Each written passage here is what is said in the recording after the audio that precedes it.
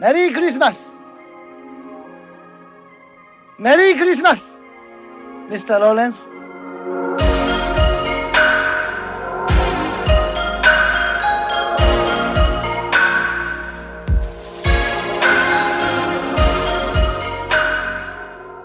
The Geneva Conventions were 4 separate treaties that were negotiated and renegotiated by international committees between the years of 1864 and 1977.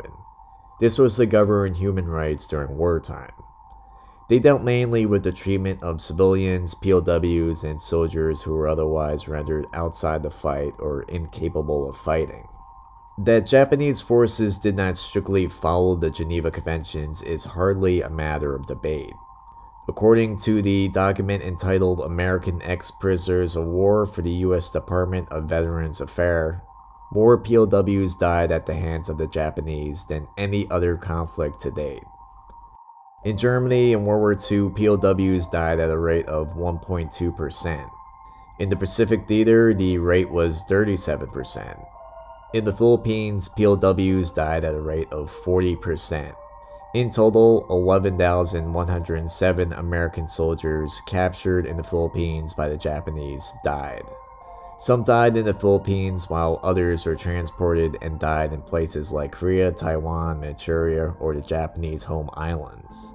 Others were killed in what the Allied POWs called hell ships. These were merchant ships that the Japanese Navy overloaded with POWs that were being relocated to the Japanese home islands or elsewhere in the empire. The ships were basically floating dungeons. Inmates were forced to stand because there was no room to lay down. This created a very suffocating space with no light, no bathrooms, and not enough food or water, especially not enough water. Thirst and heat claimed many lives in the end, as well as executions and beatings. Yet actually the vast majority of deaths came from friendly fire from the US and Allied Navy ships, submarines, and aircrafts. This was because the ships were sailing in battlefield zones and the Japanese failed to mark these ships as prisoner escorts. Approximately 1,540 Allied POW deaths resulted from conditions in the holds and violence on board, whereas more than 19,000 deaths came as a consequence of Allied attacks. The Bataan Death March was another horrible event. Nearly 80,000 prisoners of war marched into captivity and were made to travel on foot from the Bataan Peninsula to the intermittent camps approximately 62 miles away. It was estimated that as many as 20,000 men perished from sickness, starvation, and violence. So I mentioned in the previous video how my grandfather fought in the Pacific War. And I remember him telling me that when he was in the service in the Navy that everyone was warned to never be captured by the Japanese. He said that they were told that it was actually better to die than to be captured by them because the Japanese would horrifically torture their POWs. He described the tortures involving needles and bamboo, horrific stuff. And I could only picture just the fear that those soldiers had when going up against the Japanese army. They were a very fearful opponent that seemed almost inhuman. And what's interesting about the film Merry Christmas, Mr. Lawrence is that it was directed by a Japanese man. And rather than it be a movie just depicting the Japanese in a good light, this film really doesn't. The Japanese depicted are almost barbaric. They're inhuman.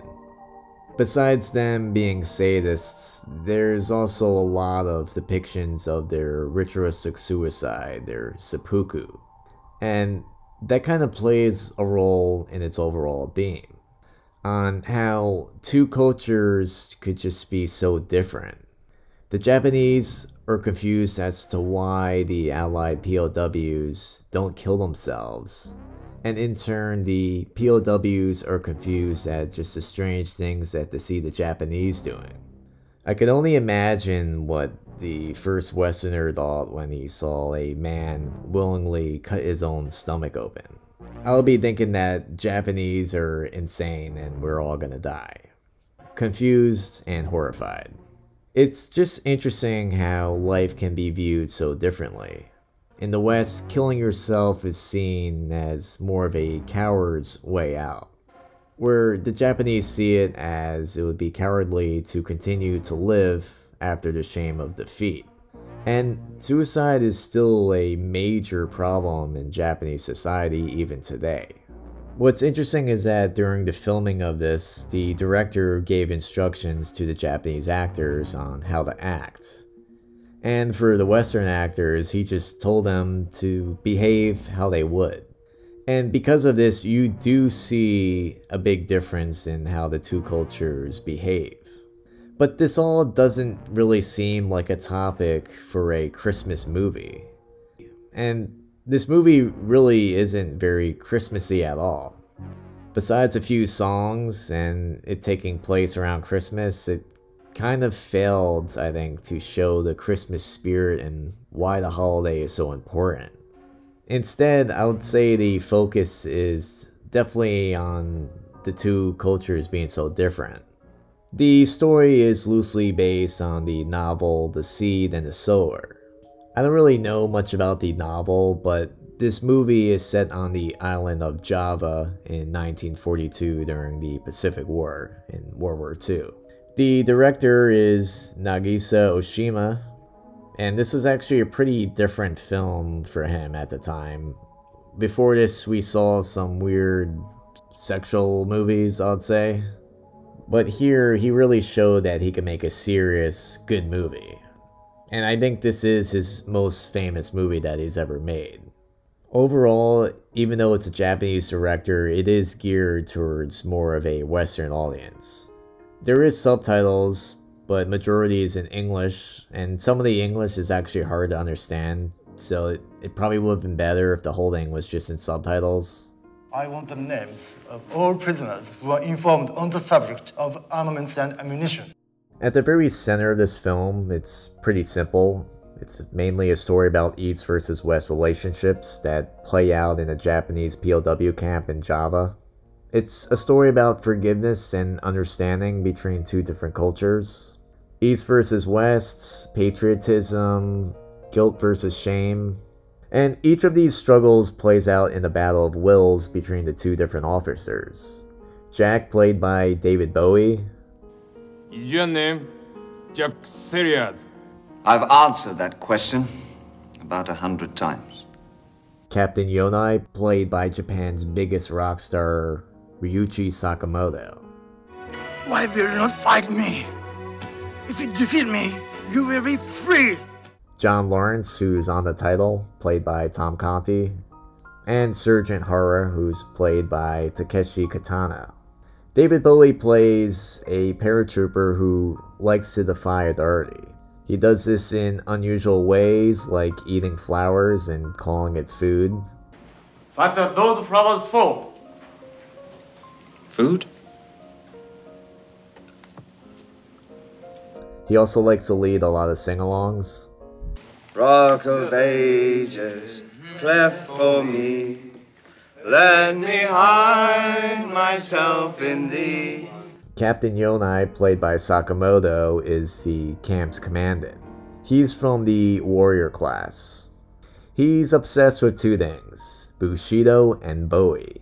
Yes, this movie actually does have two actual rock stars in it. It's pretty incredible. But I'll say both of them do transform pretty well into the characters that they're playing.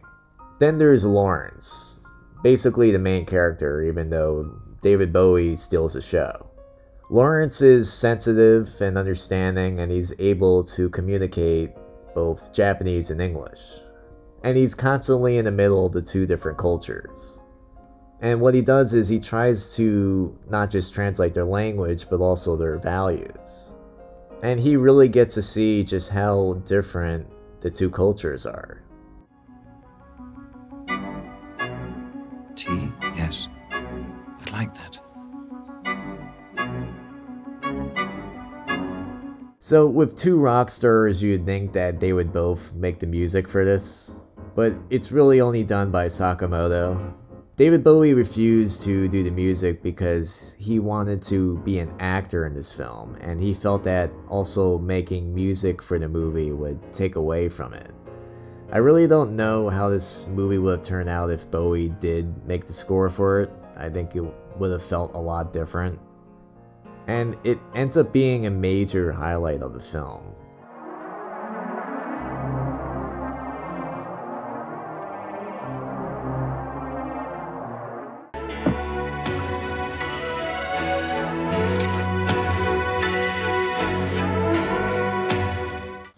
I love electronic music, especially Japanese, so this is definitely for me. But I could see other more mainstream viewers not really liking it. It might sound out of place for some people, but I think that it creates just a perfect haunting atmosphere. It makes the movie also feel otherworldly, almost like a dream. And it's definitely an interesting choice. It's definitely a conversation in itself.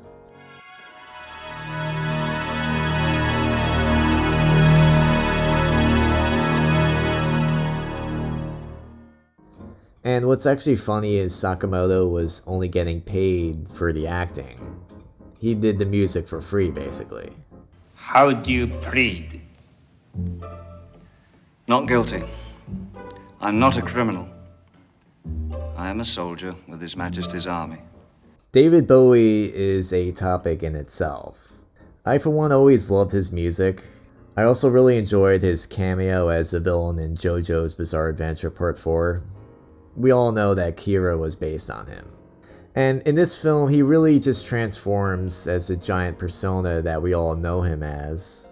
Though, I will say that his appearance in itself is very distracting.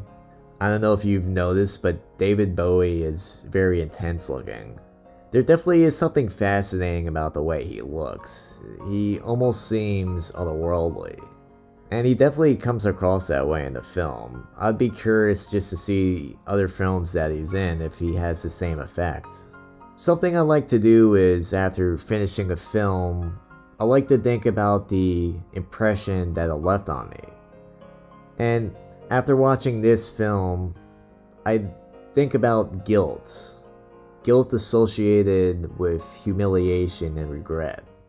Humiliation plays a very important role in most relationships between the characters in the film, most notably the prisoners and the jailers. Therefore, it really isn't a surprise to find that the story within the story about Bowie's character's youth is also about humiliation. It's about the loss of dignity, not simply the loss of honor. This is a minor spoiler, and I'm gonna try to be as vague as possible. It has to do with Bowie's character. Later in the movie, we get a flashback with him and his brother in their youth. There's a scene where Bowie's character refuses to stand up for his younger brother, and he does this out of fear of humiliation. And because of that choice, it ends up affecting him the rest of his life. It even destroys their relationship. Flashback to now, and one of his comrades is about to be killed by the Japanese officer, and David Bowie's character stands up this time, and he risks his life doing so. And he does it knowing that he may die. It's a very powerful scene, and it actually deeply moved me because I started to think about the context to it. I myself is often haunted by a lot of guilt, and I really related just to the magnitude of the scene. Sometimes it really is better just to risk your life and die than just to live with the guilt of not doing the right thing. And I really know that now more than any other time in my life.